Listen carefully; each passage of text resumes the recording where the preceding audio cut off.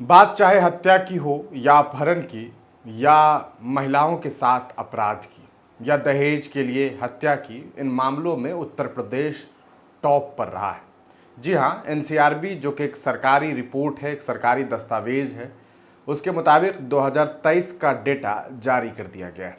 इस डेटा ने एक बार फिर चौंकाने वाले खुलासे किए। एक तरफ उत्तर प्रदेश की हुकूमत ये दावा करती है कि हमने उत्तर प्रदेश में लॉ एंड ऑर्डर कायम करके रखा हुआ है, जहां खुद देश के गृह मंत्री अमित शाह जी जब जाते हैं तो ये कहते हैं कि यहाँ बेटियां, महिलाएं सबसे ज़्यादा सुरक्षित है। रात के 12 बजे भी वो अपने गहने पहन करके घर से बाहर निकल सकती है, लेकिन उसी स्टेट में दिन दहाड़े हत्याएं होती है, उसी स्टेट में दिन दहाड़े लूट और न जाने कितने मामला सामने आए हैं। सीसीटीवी फुटेज आपके सामने। और अब एनसीआरबी की रिपोर्ट ने ये बात साफ कर दी है कि उत्तर प्रदेश में लॉ एंड ऑर्डर किस तरीके से बिगड़ा हुआ है। आपको बताते चले, महिलाओं के साथ अपराध के मामले में उत्तर प्रदेश टॉप राज्यों में शुमार है। दहेज के लिए हत्या करने के मामलात अगर देखे जाए तो उत्तर प्रदेश ने रिकॉर्ड तोड़ दिया है। 7,000 से ज़्यादा मौत सिर्फ उत्तर प्रदेश में। वहीं दूसरे नंबर पर उत्तर प्रदेश के साथ बिहार है। जी हाँ, ये वही बिहार है जहाँ पर कहा सकता है कि महागठबंधन पर यह आरोप लगता रहा है कि भाई इनका राज आ जाएगा तो जंगल राज होगा। लेकिन आज कौन सा जंगल राज है, इसे समझने की ज़रूरत है। एक तरफ लालू प्रसाद यादव के युग के बारे में बात की जाती है, लोग 1990 की बात करते हैं, लेकिन सवाल यह है कि जो अभी चल रहा है उस पर बात कौन रखेगा। ये सोच करके देखिए कि नीतीश कुमार आज प्रधानमंत्री नरेंद्र मोदी के नेतृत्व में चल रहे हैं। आज भाजपा ही सीधे तौर पर बिहार को चला रही है, ये बात सब समझ रहे हैं। आप देख सकते हैं किस तरीके से विपक्ष बार बार ये कह रही है कि नीतीश कुमार सिर्फ और सिर्फ चेहरा है, सरकार कोई और चला रहा है। नीतीश जी सिर्फ और सिर्फ एक चेहरा बनकर के रह गए हैं, वो स्वस्थ नहीं है। ये बात बार बार विपक्ष के लोग कह रहे हैं। यहाँ तक कि उनकी पार्टी के लोगों ने भी कई बार उनके सेहत पर चिंता जाहिर किया है। तो ये बात साफ समझ में आ रही है कि किस तरीके से उत्तर प्रदेश और बिहार जो है वो एक साथ इस मामले में चल रहा है। क्राइम के मामले में बिहार और उत्तर प्रदेश जिस तरीके से देश भर में आगे चल रहा है, ये बता रहा है कि ये दोनों राज्य युवाओं को नौकरी देने में पिछड़ा हुआ है। ये दोनों राज्य युवाओं को रोजगार देने के साथ साथ युवाओं को उनके भविष्य को सुरक्षित करने के मामले में पूरी तरीके से पिछड़ा हुआ है। हकीकत यह है कि इन दोनों राज्यों में हालात बदतरीन है। उत्तर प्रदेश के योगी मॉडल की बात लोग करते हैं। अक्सर ये बताया जाता है भारतीय जनता पार्टी के द्वारा कि यहाँ पर सांप्रदायिक तनाव नहीं होता।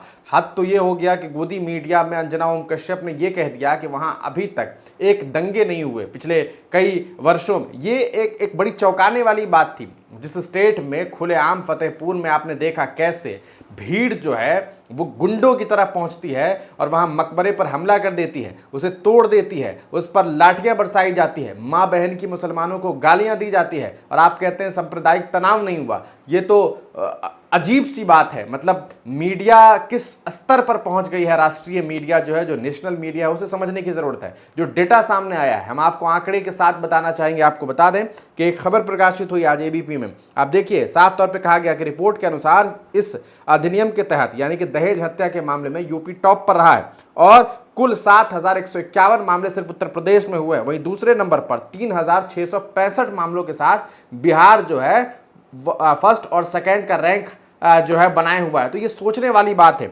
इसके अलावा आपको बता दें 2021 से 2023 के बीच जो है यूपी में महिलाओं के साथ अपराध के मामले और भी बढ़े हैं, यानी कि कम होने का नाम नहीं ले रहा है। योगी मॉडल की बात की जाती है, लेकिन हकीकत क्या है ये हम आपको बता रहे हैं। एनसीआरबी रिपोर्ट के अनुसार साल 2021 से 2023 तक उत्तर प्रदेश में महिलाओं के खिलाफ अपराध के मामले बढ़े हैं। एक तरफ जब वर्ष 2021 में महिलाओं के अपराध की संख्या 56,083 थी, वहीं अब 2022 में बढ़कर के ये मामला 65,743 हो गई। प्रदेश में वर्ष 2023 में 33 महिलाओं के साथ सामूहिक दुष्कर्म व दुष्कर्म के बाद हत्या के मामले दर्ज किए गए हैं। इसी तरह 3556 महिलाओं के साथ दुष्कर्म के मामले दर्ज हुए।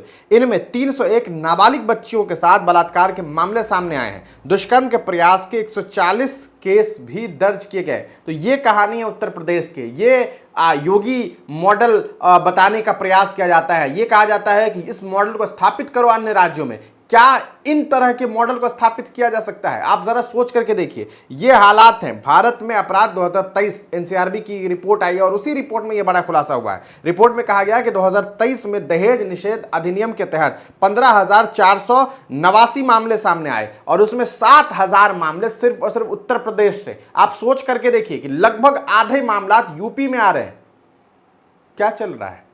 कैसे सिस्टम चलाया जा रहा है? आप जरा सोच करके देखिए। इस पूरे मामले के बाद आप क्या सोचते हैं? आप उस मॉडल पर क्या सोचते हैं? अपनी राय कमेंट सेक्शन में जरूर लिखिएगा। आगे इस पूरे मामले पर हम अधिकृत जानकारी भी आपको साझा करेंगे। यूपी और बिहार पूरी तरीके से फेल हो गया है, यह बात समझने की जरूरत है। अपनी राय कमेंट सेक्शन में जरूर लिखिएगा।